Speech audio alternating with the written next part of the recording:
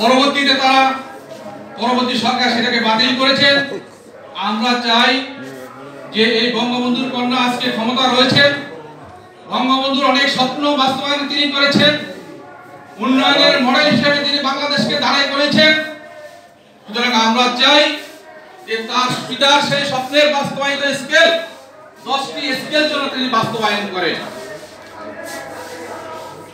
2015 সালে তিনি আমাদেরকে জাতীয় পে স্কেল দিয়েছেন। আমরা আনন্দিত হয়েছিলাম তখনকার সময় যে পে স্কেল দিয়েছেন এটা আমাদের জন্য যথেষ্ট ছিল।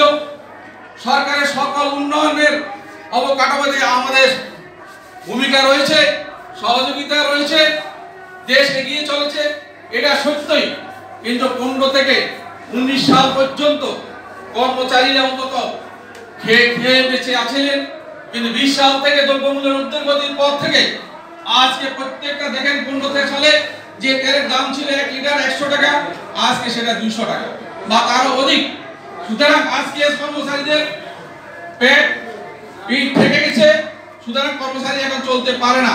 সিনিয়র যেসব কর্মচারী রয়েছে আজ থেকে 9 বছর আগে পে স্কেল দেওয়া হয়েছিল, আজকে তাদের আর ইনক্রিমেন্ট লাগে না। সুতরাং একই বেতনে তারা এখন কাজ করতেছে যারা সিনিয়র ব্যক্তিত্ব রয়েছে। সুতরাং আমরা চাই যে অবিলম্বে নবম পে কমিশন গঠন করা হোক। আমরা এই পে স্কেলটা চাই, যেহেতু নির্বাচনী স্থিরতা দেওয়া হয়েছিল সেটা আমাদের কাছে সরকারের কাছে আমাদের দাবি রয়েছে। তারপরে আমাদের কথা হলো যে আপনারা জানেন যে এখন বর্তমানে যে আমাদের রাজস্ব কাজে কিন্তু পদগুলোর ভিতরে লোক নিয়োগ করা হয় না, সমস্ত লোকদেরকে আউটসোর্সিং